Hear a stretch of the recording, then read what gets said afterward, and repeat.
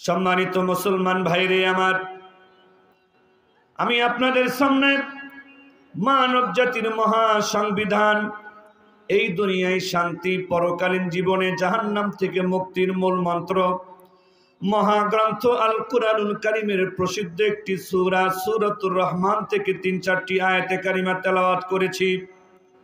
দয়ার নবী, মায়ের নবী, রহমতের নবী, বিশ্ব নবী জনাবে মুহাম্মদুর রাসূলুল্লাহ সাল্লাল্লাহু আলাইহি ওয়াসাল্লামের অসংখ্য হাদিসের বাণী থেকে আমি আপনাদের সামনে একটি হাদিস পাঠ করেছি। যদি আপনারা অন্তর থেকে দোয়া করেন, মন থেকে শোনেন, মহান আল্লাহ রাব্বুল আলামিন যদি তৌফিক দান করেন, এই আয়াত এবং হাদিসকে সামনে রেখে আমার নির্ধারিত সময়ে আলোচনা রাখবো ইনশাআল্লাহ। আজকের আমার আলোচ্য বিষয় হলো,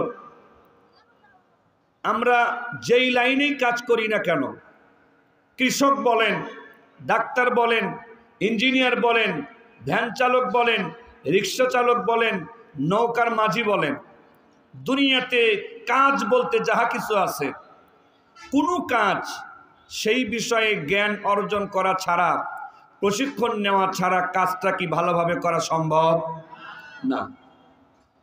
অনেক সময় ডাক্তারের চেয়ারে বসে, ইঞ্জিনিয়ারের চেয়ারে বসে, রাষ্ট্রের বড় চেয়ারে বসে একদল মানুষের চেহারার অমানুষগুলো কৃষকদেরকে দেখলে, ভ্যানওয়ালা, রিক্সাওয়ালাদেরকে দেখলে নাক ছিটকায়, আছে কি নাই? ডাক্তার হয়ে গেছে আর মনে করে তার কাছে কৃষকদের কোনো মূল্য নাই। ইঞ্জিনিয়ার হয়ে গেছে, মনে করে তার কাছে ভ্যানওয়ালা, রিক্সাওয়ালার কোনো মূল্য নাই। নেতা হয়ে গেছে, মনে করে তার কাছে লেবারের কোনো মূল্য নাই। বড় চেয়ারে বসেছে, মনে হয় তার কাছে যেন আলেমের কোনো মূল্য নাই, আছে কি নেই? এই যে ছোট লোকি চিন্তা ভাবনা যারা করেন, তাদের ব্রেনকে পরিষ্কার করার জন্য দুই একটা উদাহরণ আমি আপনাদের সামনে তুলে ধরতে চাই। এক সময় একটি বিশ্ববিদ্যালয়ের বেশ কয়েকজন ছাত্র নৌকা ভ্রমণে বের হয়েছেন। বড় একটা নদীতে তারা রওনা দিয়েছেন, ধরেন পদ্মা নদী। 10-15 জন ছাত্র মাঝিকে সাথে করে নৌকা রিজার্ভ করে রওনা দিয়েছেন।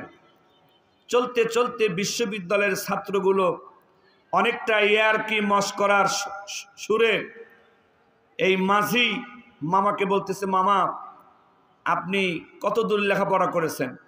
বাংলা শিখেছেন? ইংরেজি শিখেছেন? অঙ্ক কতটুকু শিখেছেন? বিজ্ঞান